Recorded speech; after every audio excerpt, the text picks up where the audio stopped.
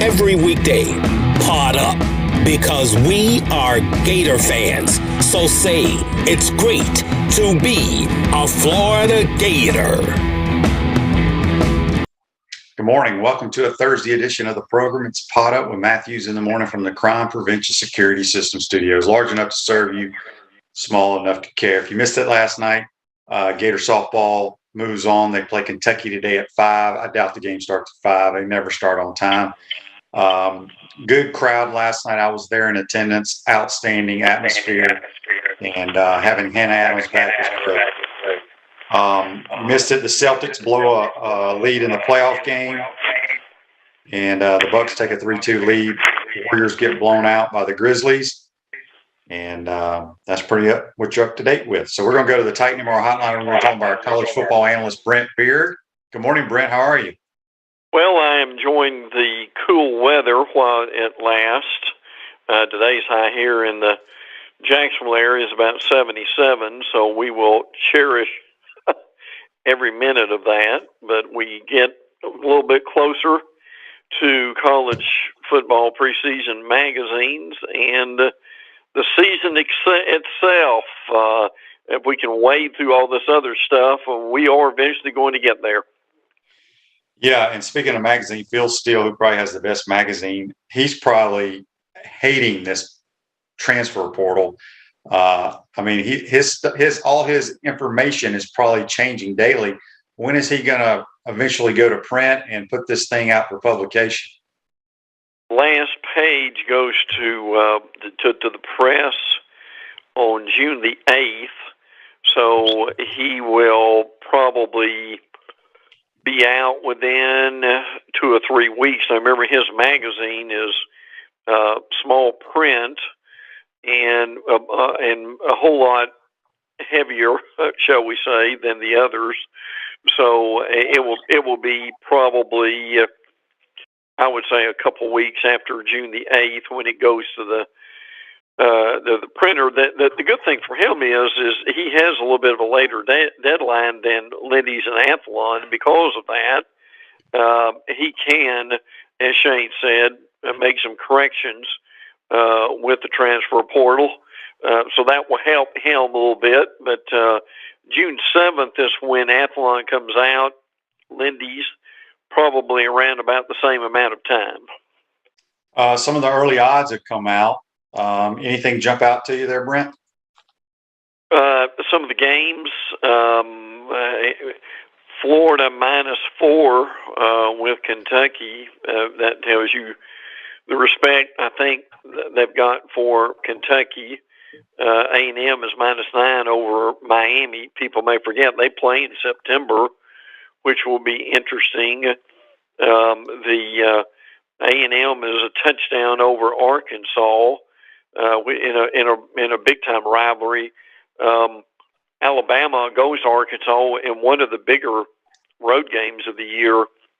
Certainly for Alabama, they're -17 and Bama's -16 over A&M. So again, FanDuel has these.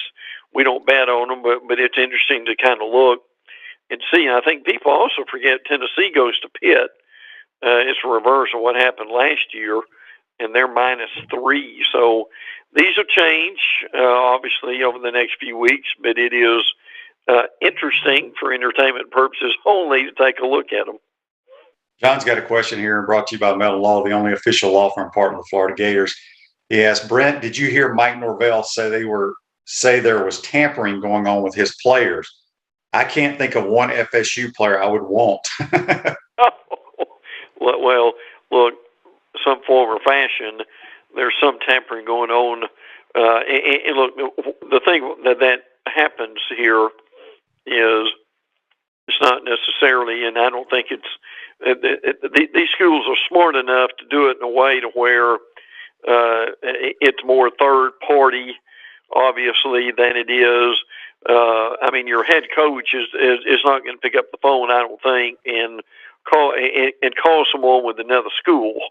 But that's kind of how you get word, you get around it, and players know players, and they talk to each other and so forth. So, I mean, Shane, you know how the game is played with this. It's and that's kind of how they find out what's going on and who's available. Yep. Well, all right, let's touch on the portal. We'll talk about the Power Five schools had the most transfers, but one that jumps out to me, Georgia Southern's had a ton of kids leave their program. This is an example of the trouble with the portal. And I give Mike Farrell credit for this, the 17 scholarship players from Georgia Southern have entered the portal, and they've had 2 of 17 to find a home. 2 of 17 is not very good. And for our listeners, this is what Shane and I have talked about really since this thing's got going. Look, there's some positive things with the portal. We all get that. But our concern is just what's in black and white here. It's a school that loses a bunch of players, and not only do they lose a bunch of players, but Shane, 15 of those players are just in limbo right now. So that's the downside of the portal that's difficult to deal with.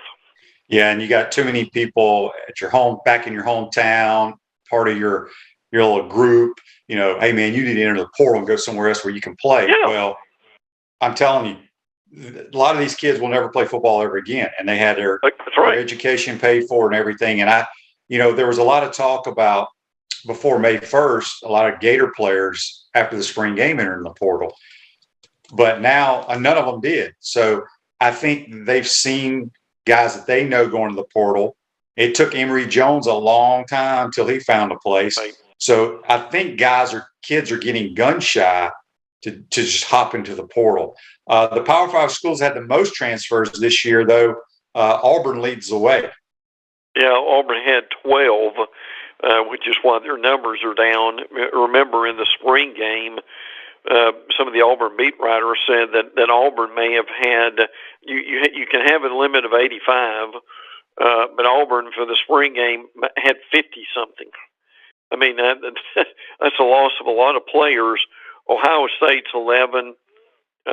You've got Oregon, Southern Cal at 10, Alabama, UCLA at 9, Georgia, Nebraska. I think Virginia's in there too at 8.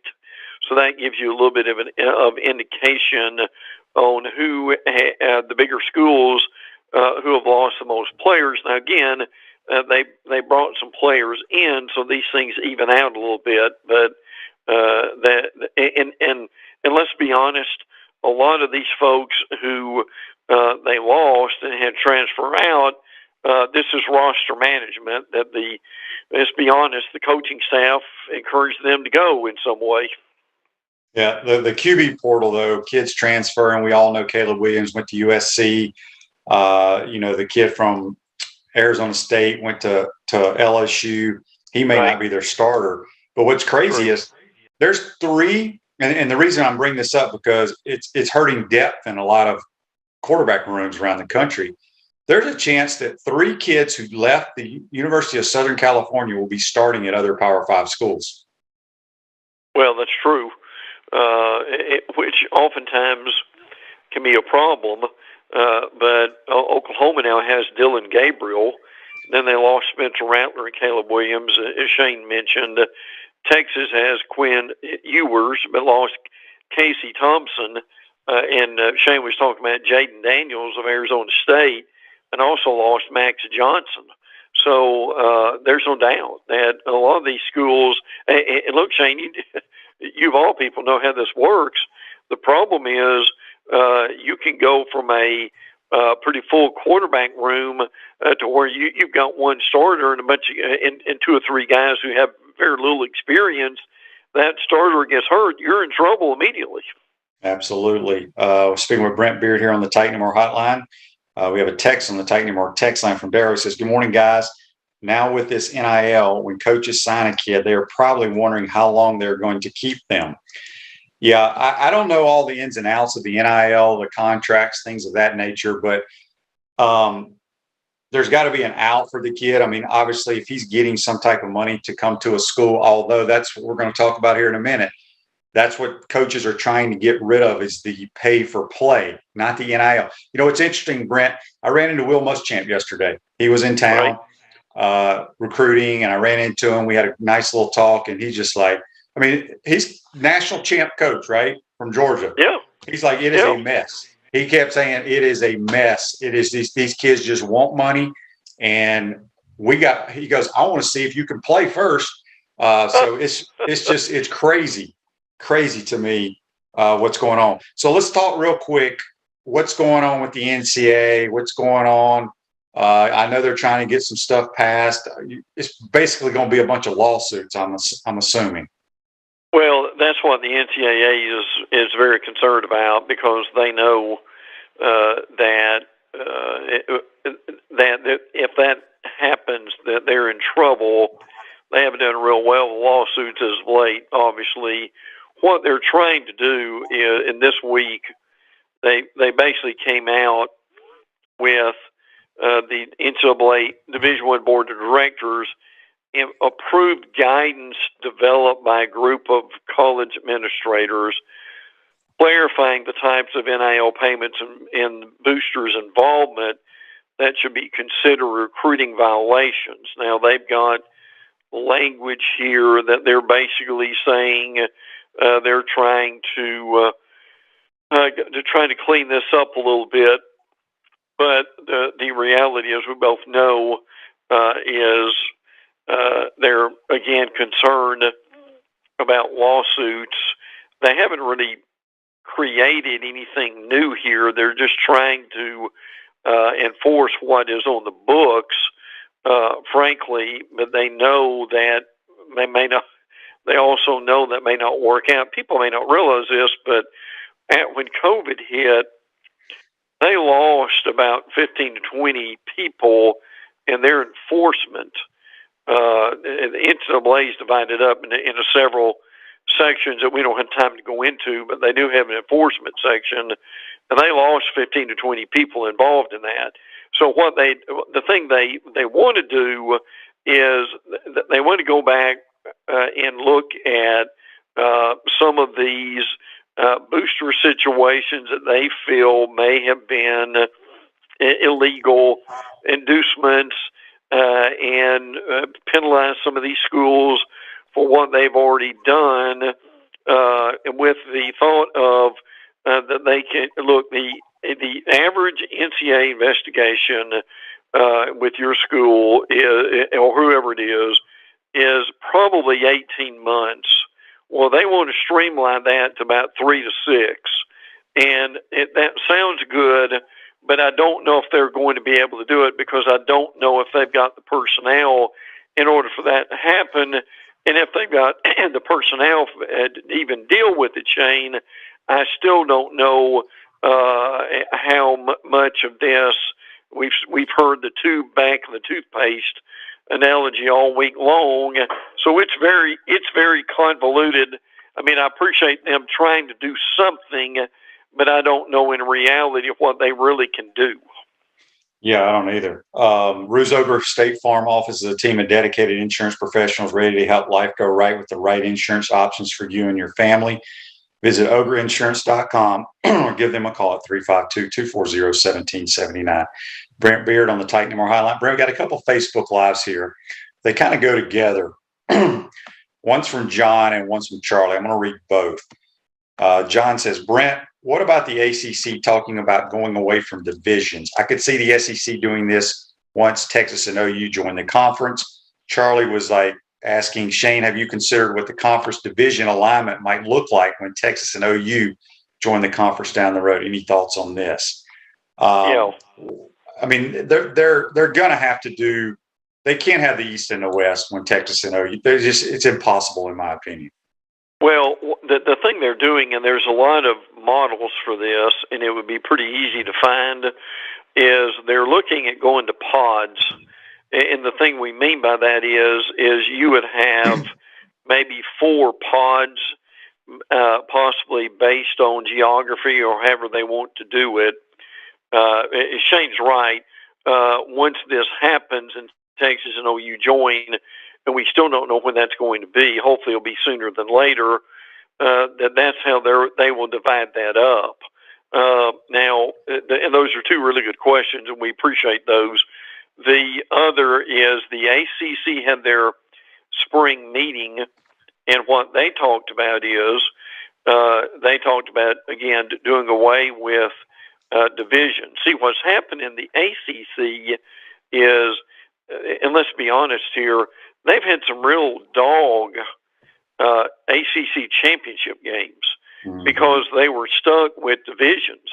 And if you have an upset in your division or two, you may have a team that's going to the championship game with multiple losses. So if that's what you've got, it's not as attractive of a game. So, and if you've got your two best teams in one division, you want to see them play. So that's part of this, that what they're talking about. The other thing is their commissioner, Jim Phillips, said that they're looking at, in their scheduling, a 3-5-5, which is 3 permanent opponents and 5 rotating opponents. What they're trying to stop, and I'll be brief about this, and so is the SEC, is you've got some games where you've got an East foe and a West foe in the SEC, and they may play each other. We're not exaggerating here. Shane knows this. They may play each other once every 10 years, which is frankly ridiculous. In case in point, real quick, Georgia and Texas A&M, there's a situation there where the way the schedules is fixed now, if they don't do something about it, and to their credit, they're trying, is they may not, those two teams may not play, but in other words, Georgia may not go to A&M like once every 10 years. So you can't have that happen. So the ACC and everybody else is trying to prevent that. Yeah, I think ever since A&M's joined the league, I think Florida's played them like 3 and maybe getting ready to be the 4th time. Yeah. And right. Georgia, I think, has played them either no times or 1 time.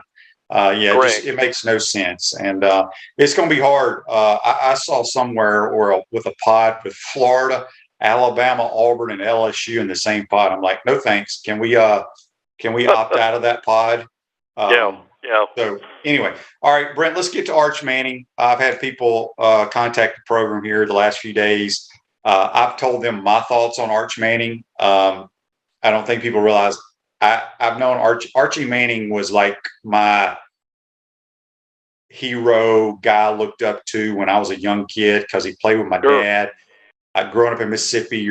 Our team was the Saints. They sucked, but I loved Archie Manning.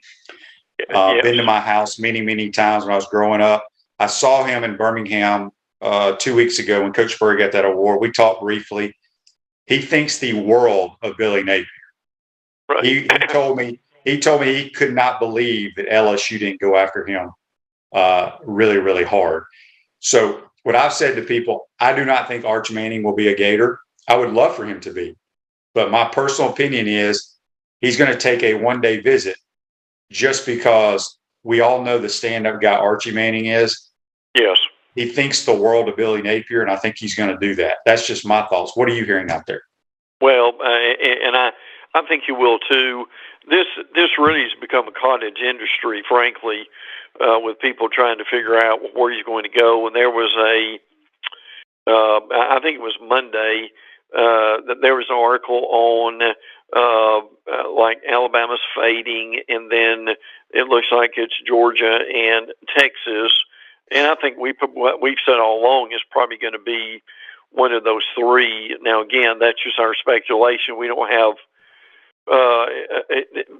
incredible insight as far as in his mind what he's going to do, but this may last now into the fall, frankly. So, but there was a good article about him, and he expressed opinions on all the schools. On Florida, he said, I've had a few conversations with Florida. I've heard good things about Coach Napier, so I want to go and check them out and see what they're about. But look, they're going through the process. They've already got he is currently on an on-3 NIL valuation of $3.1 million. So they won't have any trouble with the money there, any stretch of imagination. But I think my point is, these recruiting guys are trying to outdo each other every other day by saying, well, we're pretty sure he's going here. Well, we don't know that at this point. We think we have a clue about the 4 or 5, but there's definitely nothing settled yet. No. Facebook Live, Joseph says, Will Muschamp was in Perry yesterday visiting a kid. He said Kirby sends him down here for one reason, to steal future Gators. Yeah, I tell you what, those guys know how to evaluate talent. I will tell you that. They do. They do. He did speak very, very highly of Florida's new defensive coordinator. He said he likes him a lot. So that was good news. Andy says here on Facebook Live, Blake mentioned yesterday, I had Blake Rockermeyer on, who covers the SEC out in Texas. Right. He's got sources. Obviously, he played at Texas. He's got a kid on the team there. He's also got sources in Georgia. He said Texas and Georgia are the most likely finalists. That's what I think. It's either Texas or Georgia, with a long shot at Alabama. Not really a long shot, but Alabama's still in the mix. I think it's one of those three. Right. Where they'll sign, where he will sign, I should say. All right, Brent, let's jump into the SEC. The more I've talked to people around the league, they really think this Alabama team could be one of the best that Saban's had in a long time. Well, I've told people that Alabama last year was in the national championship game with Georgia, and I'm not taking anything away from Georgia, but we all know about Mechie and Williams being hurt, and how much of an impact that had on the game. And my point with this is, and again, not taking anything away from Georgia, is Alabama was in the national championship game last year, and I think they're significantly better this year.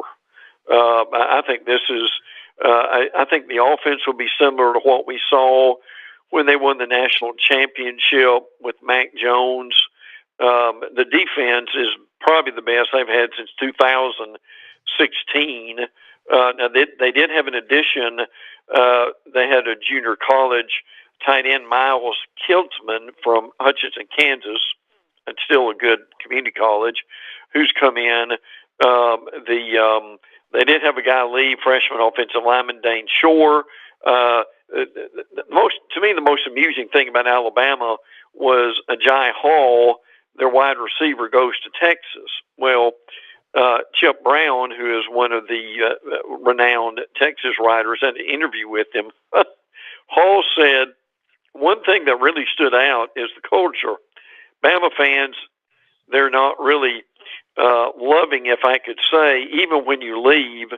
Texas fans are like a family. They love you unconditionally. Well, my comeback to that is, Agiye, I hope he does well at Texas, but Shane, you and I both know, if he drops a touchdown against Texas, against Oklahoma, in the Red River rivalry, they may not be as loving as they are right now. So I think Agiye will come to find out that college football cultures have a lot to do with how well you're playing. Yeah, it doesn't matter where you are. And from all reports that I've heard, he didn't buy into the process. And they kicked him, basically said, you need to go find somewhere else to play. Yes, that's what happened. So, Brent, we got a text on the Titan Mark text line from Daryl. This is a different Daryl. This is Daryl up in Tennessee listening, and we appreciate you listening. He says, Absolutely. Brent, as of today, who would you say in the SEC West will be the second best team in that league? I think you missed that. Well, Shane and I get that question a lot. I'll say that. So LSU and Auburn are rebuilding. It won't be Mississippi State. So your question here is it going to be A&M? Is it going to be Ole Miss, or is it going to be Arkansas? Arkansas plays Cincinnati and BYU in the non-conference. So they could split those, and that will be tough. They do have Alabama at home. That's a real plus for them. Now, Altmaier and Jackson Dart are your quarterbacks at Ole Miss, and Lane will do something with them. I mean, logically, you would say it may be A&M because of the recruiting that Jimbo has done on the line of scrimmage, particularly on the defensive line. And it's early, and I could easily change my mind with this, but I would almost favor Arkansas and Ole Miss over A&M because, Shane, I'm going to be frank with you.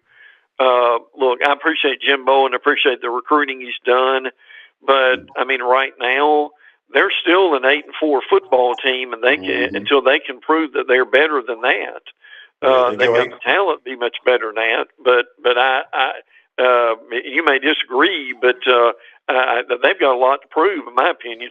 Yeah, they do. I think he's got more pressure on him than any other coach in America. My people that the so-called experts out there think Ole Miss is going to be the second best team in the West.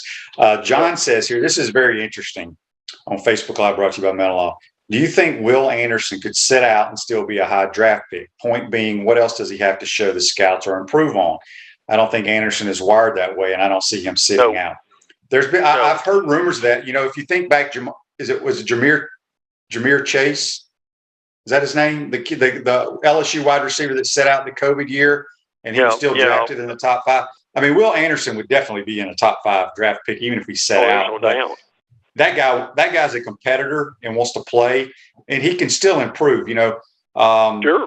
He's a dynamic player, and I'm sure he has a chance to possibly win the Heisman Trophy. The last defensive player to do it was Charles Woodson. I don't see that happening at all. But, who knows? The way the world is today with what's going on in college athletics, you never know. Brent, man, time goes by way too fast. Give us some nuggets before we get you out of here. Well, we'd be glad. Be glad to do that.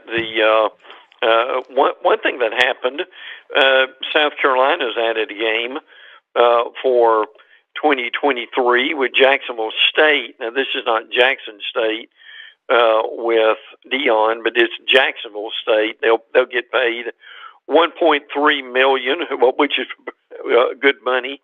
One thing that really caught my attention this week that has been way overlooked is Mark Stoops, the Kentucky coach, is 2 wins away from surpassing Paul Bear Bryant as Kentucky's winningest head coach. That's amazing, isn't it? Shane, that's amazing, isn't it? Yeah, they'll have a statue for old Stoopsy in about 10, 15 years out there. Yep, they will. Chris Rodriguez, their running back, got in trouble. Careless driving, operating a vehicle under the influence. They'll probably have some internal discipline for that, but he'll play. He would be a big part of what they've got that's going on too. So, and I'll end with this: Arizona State, Ricky Pearsall, and this is what I've got earlier in the week from Mike Farrell, has eliminated Auburn, and now we'll focus on Florida and Oregon. This is Oregon May 12th through 15th. So for your listeners who are Gator fans, that's something to keep in mind. Yep, no question. Brent, good stuff as always, my man. I hope you have a great weekend. And it's crazy. College football is not very far away at all. And we're glad about that. The magazine's the same. Yes, indeed. All right, Brent, have a great weekend, buddy. We'll talk to you soon. Thanks, Shane. Take care. That's Brent. Join us on the Titan MR Hotline. We come back. We're going to talk a little high school sports, a little high school baseball and softball with our good friend Mike Ridaught on the Baker Sporting Goods High School Roundup.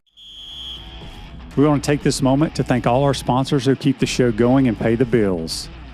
Crime Prevention Security Systems, large enough to serve you, small enough to care. Titan MRI, Gainesville's only locally owned and operated MRI facility. Meldon Law, won't back down. Peachland Dental, Gator Nation's first choice for dentistry in Port Charlotte. Comfort Temp, comfort is our business, peace of mind is our promise. QC Kinetics, live pain-free with QC Kinetics. Celebration Point Town Center, Chris Doring Mortgage. Our Gridiron sponsors are Auto ER, UF Bookstores, Celebration Point Town Center, South State Bank, Chris Doring Mortgage, Silverback Concrete Co., Ruse Ogra Agent, State Farm Insurance. Some of our touchdown sponsors are Campus USA Credit Union, Adams Rib Company, Doreen Wiebe Realtor, Caldwell Banker, MM Parish, Gator Dominoes, Celebrate Primary Care, Gator Bait Ironwood Media, Golf Course, Style Cuts, Big Mills Cheesesteaks. If you are interested in promoting your business on the show, visit potupwithshane.com and click the advertise button. Again, thank you to all the great businesses that support the show. If you like what we are doing here, make sure you follow us and support the businesses that support us.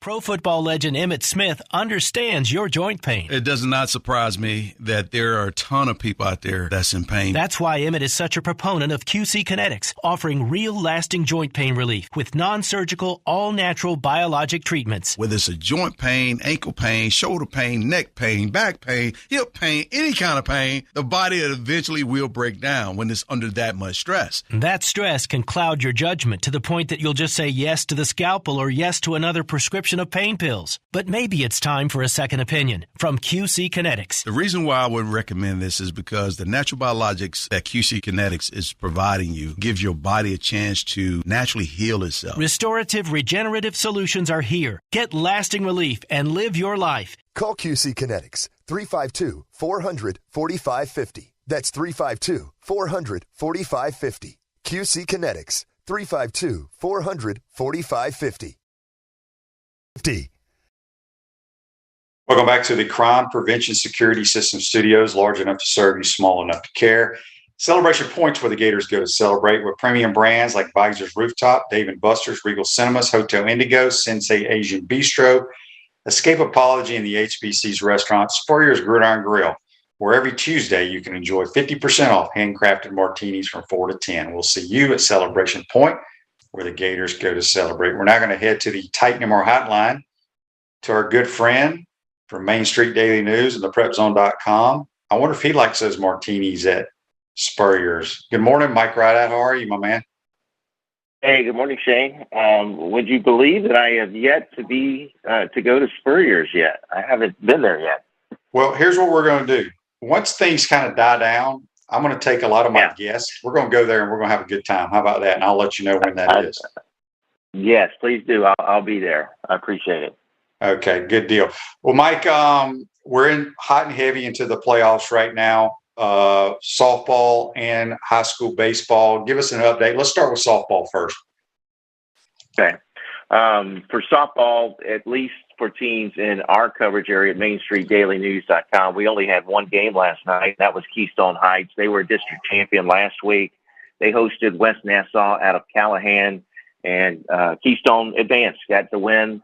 For today, Gainesville High School, that was in 3A. Gainesville High School is at home tonight in Class 5A against Milton. Gainesville, also a district champion. They beat Vanguard in the district championship last week. And then in 1A, we've got several teams, including the defending state champion. Trenton is the defending state champion. It's a young team. Got a new coach who was Clint Anderson, who was an assistant last year. And, they play at Dixie County, who they lost to 4-0 in the district championship last week. It's interesting because you've got these 1A matchups, like Fort White plays Lafayette. Fort White beat Lafayette in the district semifinals. Union County plays at Madison County. Union County lost to Madison County in the district championship game. Trenton, as I mentioned, plays at Dixie County. Dixie County beat Trenton last week in the district championship game. Williston plays at Pearson Taylor. Williston lost to Taylor 7-6 in the district championship game. So you've got all these district tournament rematches in the regional semifinals tonight. So it should be interesting. That was very confusing, by the way. Everybody's playing each other, beating each other, right? Hey, Andy asked on Facebook Live, brought to you by Meldon Law. He says, Mike, with the 1A softball bracket set, which you kind of went through it there, is there a game you are covering tonight? And could Fort White be the dark horse for the championship? Well, I am at the junior college state baseball tournament. So unfortunately, and the same thing happened with, last week because I was at the junior college softball state tournament. So I won't get to see as many games as I would like to. And that's unfortunate because there are games taking place every day this week, even all the way through Saturday. But if I could go to a game tonight, I would probably go to that Williston Taylor game, if I could make that drive over to Taylor, because Williston lost that game 7-6. Taylor scored a run in the 7th inning to beat Williston, and Williston's been pretty good this year. I think they've got a chance to get to the Final Four, but I think Dixie County's got a chance to get to the Final Four. As I mentioned, Trenton is pretty young. I did actually go cover Trenton and Dixie County softball in their district tournament last week. Dixie County is just a little bit better than Trenton. I just don't think that this is Trenton's year this year. I mentioned the youth of that team. They've only got 2 seniors, even though they are the defending state champions. But Union County at one time was ranked number 1 in the state. So that's a good question. There's just, it seems to be some parity, in other words, in Class 1A. Yeah, there really is. John says on Facebook Live, Weewa, Franklin County, and Sneads and Liberty County are in the top bracket in the Panhandle. So we have people up in the Panhandle listening. We got people all over listening, Mike. We got a text on the Titan More text line. This is from Daryl. He says, Shane, speaking of softball, as a casual observer of Gator softball, it's amazing how fast Skylar Wallace is on the base path. Very true, but Kendra Falvey's faster than her. 2 of the fastest girls I've ever seen run the bases for Tim Walton. Real quick, last thing before we jump into high school baseball, Mike, John has a question for you. He says, Mike, with you being at the JUCO baseball tournament, do you think Chipola wins it? Okay, here's the thing about JUCO baseball this year, Shane, that is unlike any other year. It's always been a final 8. You got district champions playing or not districts. You got conference champions playing conference runners-up on day 1. That tournament is such a grind with 8 teams that, you look at Santa Fe College. Last year, Santa Fe College, guy throws a no-hitter to get them to the championship game. They lose to Miami-Dade. Miami-Dade goes to the World Series. Only 1 team goes. This year, it's only a Final 4 because they started with 8, but for the first time, they had regional play. They had a best out of 3 regional tournament. 4 teams go to the state tournament. We've only got 4 teams. So while it still might be somewhat of a grind, it's just not going to be, as tough on your pitching as it was when you had 8 teams in that tournament. And it's still a double elimination tournament, but it's, I think it's a little bit more manageable. And if you take a look at the teams that are in it, yes, Chipola, they swept St. John's River to get there. They won the Mariana Regional, but Central Florida is there as well. They beat Tallahassee. They swept them. Florida Southwestern, I think I would have probably put them in the conversation, but they got beat at home by Indian River. Then you got Miami-Dade, which returns. I think Chipola, they've always been so good. I would probably say either Chipola or Miami-Dade is where I would lean with that. At Chris Doring Mortgage, they do mortgage lending right, helping home buyers throughout Gainesville and North Central Florida. Call Chris Doring Mortgage today at 352-244-0840. Speaking with Mike Ridaught here on the Baker's Sporting Goods High School Roundup. All right, high school baseball. I talked to Tommy Bond, who's the head baseball coach at Trinity Catholic, former Gator pitcher, the other day. He was a little worried about his first round matchup with Pensacola Catholic, but he hammered them last night. Yeah. The thing about Trinity Catholic is that their pitching is going to keep them in games. And Cole Stevens, he was a story on the mound. He threw a complete game, 1-hit shutout. They beat Pensacola Catholic, which traditionally is pretty good. So Trinity Catholic now will advance to the regional semifinals in Class 3A. I'm not sure that I don't know. With pitching, they could get to the Final Four, but they're a 4 seed in that region. Now, they got a little bit of a break because Fernandina Beach upset the number 1 seed, Bishop Snyder of Jacksonville, in the other region quarterfinal. So Trinity Catholic instead of going to Jacksonville for the next round, actually now will host Fernandina Beach. So I like that. That plays into their favor, and I think the Trinity Catholic will win that game at home. And then it comes down to that region final, and they'll either play the Villages, or they'll play against Providence, Jacksonville. We know that Providence traditionally has always been pretty good. So, we'll see. I think that Trinity Catholic has a chance now maybe to get to a Final Four because they are the best seed remaining. The Villages beat Florida High, which was the 2 seed. Providence, Jacksonville beat Episcopal, which is the 3 seed. So that now means that Trinity Catholic is the highest seed remaining, and they're going to host. So I like their chances if they're at home. Now they did get hammered by the Villages earlier in the year. I think it was 12-0, something like that. But that was very early in the year. They lost to the Villages. I think it was a much closer game the second time around. I think it was a 4-run game. But I still like the way that they're playing. They did bounce back and beat the Village in the district tournament in extra innings. So that would be a tough matchup. But like I said, they would get them at home. So I think they do have a chance to get to the Final Four, but the Villages have played them tough this year, and Providence has always been a perennial power too. So, who else in the North Central Florida area is still playing? Last night, Shane, we had a tough one in our area. Santa Fe High School got beat by Green Cove Springs Clay, 12-9 in 10 innings. Mm-hmm. Santa Fe had their chances in that one. That's the second year in a row that Santa Fe has lost in the first round of the state playoffs. Those two teams have played their last 3 games. I believe they've gone 33 innings. They always go extra innings. That's a great rivalry. It's become a great rivalry between those two teams. But I think Lake City Columbia in Class 5A, which will play tonight, has a chance to get to the Final Four. Live Oak Suwannee was trailing last night against Baker County in 4A. They were able to bounce back and get a win. And then down in 1A, you've got a bunch of teams that have a chance to get to the Final Four. Newberry, the defending 1A state champion, is gone. They got beat by Chiefland. Chiefland was a 4 seed. They edged them 4-3. Dixie County shut out Fort Meade on the road. Fort White beat Union County. Congratulations to the Indians. They were first playoff win since 2006.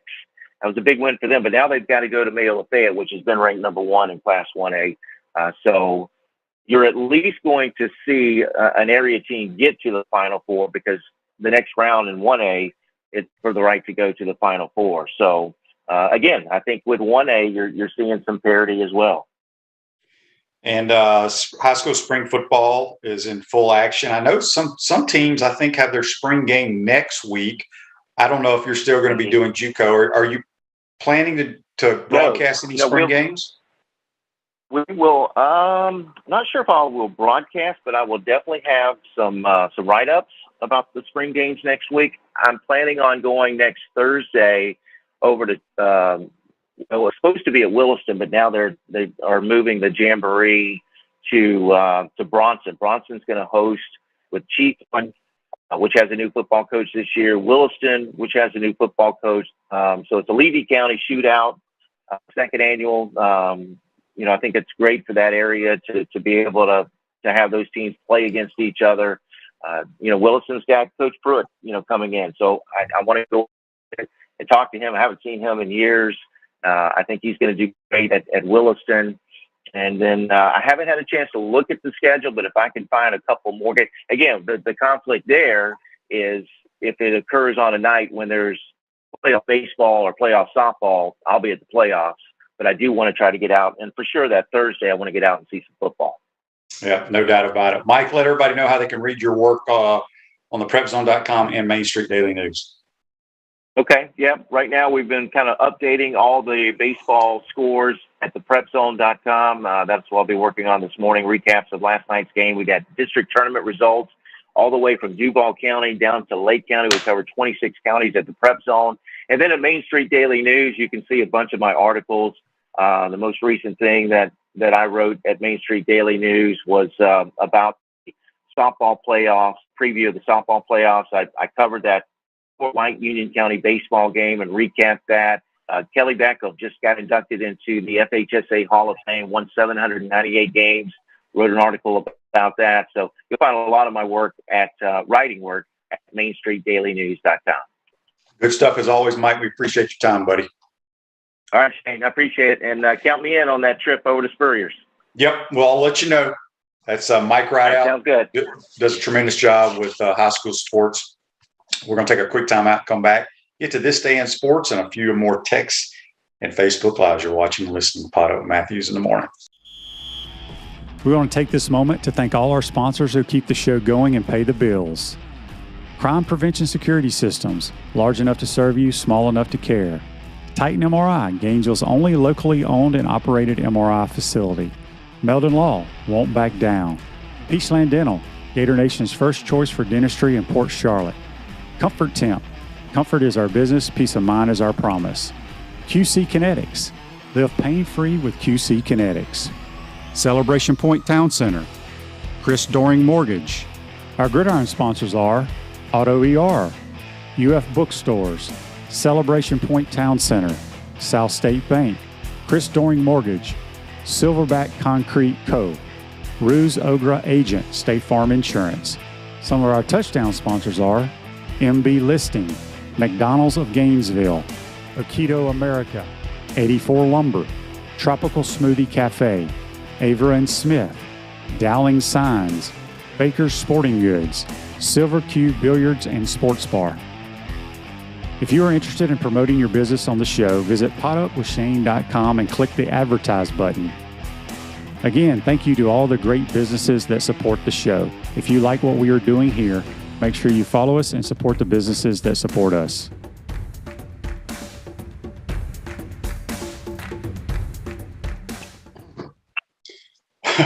Welcome back to the Crime Prevention Security System Studios, large enough to serve you, small enough to care. At South State Bank, we understand that small businesses need a community business partner they can rely on. South State has 4 convenient Alachua County locations. South State Bank, banking for, member FDIC. Let's get to This Day in Sports. At Comfort Temp, comfort is our business, peace of mind is our promise. Beat the summer heat and schedule your air conditioners tune up today, keeping you chill in the Florida heat far away. Comfort Temp Heating and Air. Call us today at 352-376-2366. This Day at Sports 2013 PGA Players Championship over at Sawgrass. Tiger Woods wins his second Players Championship, 2 strokes ahead of David Lingmerth, Jeff Maggart, and Kevin Streelman. I mean, listen to those guys he was competing against. David Lingmerth, Jeff Maggart, and Kevin Streelman. The tour is totally different than it was back then. But that's brought to you by our good friends at Comfort Temp. John says, I'm with Rick. I think everyone that tunes in every morning needs a meal at Spurrier's. Yeah, well, we'll see. We'll see. That's pretty funny. Yeah, if you missed it last night, Gators win 4-1 over Texas A&M. They play Kentucky today. It's supposed to start at 5. You never know in these tournaments. It was supposed to start at 5 yesterday. Didn't start till 7:05. So if you're going to the ballpark, you can watch on SEC Network the earlier games, see how they're playing out. But it was a tremendous crowd at KDC Shoal Presley Stadium last night. Great atmosphere. I know the girls appreciated that. It's great seeing Hannah Adams back. She hit the ball well coming off that hand injury. So we'll see. Kentucky is a good squad as well. I think the Gators will find a way today. Andy says on Facebook Live, brought to you by Meldon Law, Gator Collective is having a fan fest on May 21st. Anyone know what that's about? A meet and greet. Only thing I've heard is you buy tickets. They have food there, and some players, they've listed some players that are going to be there. I assume those guys that they listed will be there, and you'll be able to mingle, talk with them, they'll sign autographs for you, things like that, take pictures. Should be a good time.